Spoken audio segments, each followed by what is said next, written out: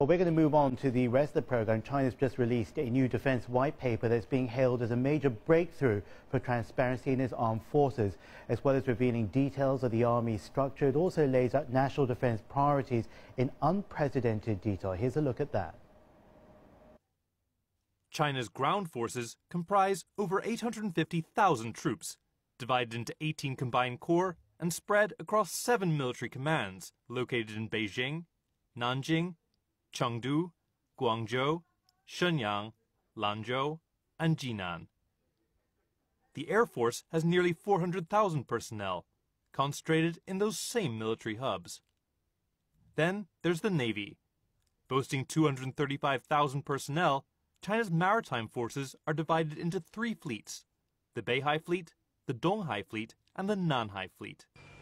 And China has revealed that its 2nd Artillery Force has a series of Dongfeng ballistic missiles and Changjian cruise missiles. The white paper also noted that the Chinese army is striving to increase its level of combat readiness. Well, to talk more about that, we're again joined over in Washington by James Carafano from the Heritage Foundation. In Singapore, we've got Nicholas Fung, an Executive Director of the Singapore Institute of International Affairs. And here in Beijing, in our studio, Zhu Chenghu, a Dean at the Chinese National Defense University. Welcome to all three of you. Let's start off with Mr. Zhu. The white paper reveals details of China's military structure. Obviously, it's an eye-opener for many people, the first time that information has been disclosed publicly. Many say, though, it's a part of a larger effort by China to improve transparency. Is that the case or not?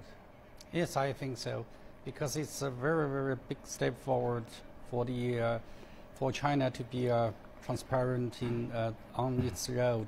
I think it is the approach for China to improve its transparency and get used to get it on the right way to the common practice of the international community.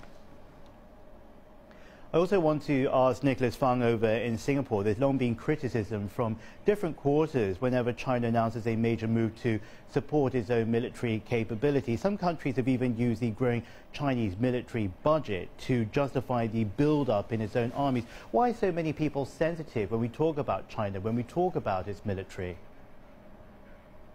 Well, good evening. I think that I agree with the first point that the transparency steps forward in this white paper is very significant, but at the same time there are still gaps in the information, and I think this increases some of the insecurity and concerns of other countries, especially those in the region.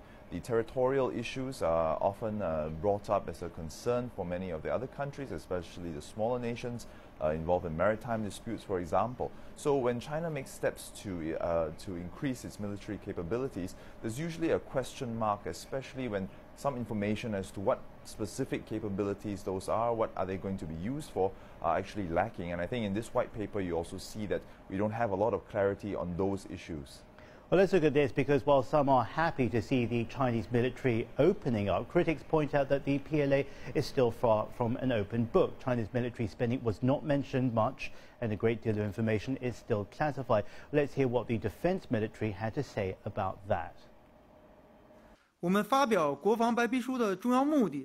important objective for us to issue the Defense White Paper is to better brief the whole world on China's armed forces and to enhance our transparency.